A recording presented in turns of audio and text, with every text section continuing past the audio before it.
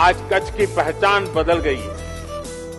आज कच्छ की शान और तेजी से बढ़ रही है।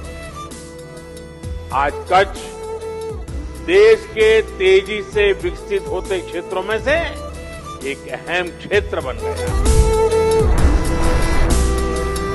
કચ્છના આ વિકાસને નવો વેગ આપવા વડાપ્રધાન શ્રી નરેન્દ્રભાઈ મોદીજી પધારી રહ્યા છે ભુજ. માનનીય વડાપ્રધાન શ્રીના વરદ હસ્તે 53,000 કરોડથી વધુના 33 વિકાસલક્ષી પ્રકલ્પોનું થશે ઈ લોકાર્પણ અને ખાતમુહૂર્ત, જેમાં સામેલ છે Kandla port infrastructure, solar plants, power transmission, માર્ગ મકાન અને પ્રવાસન વિભાગની પરિયોજનાઓ.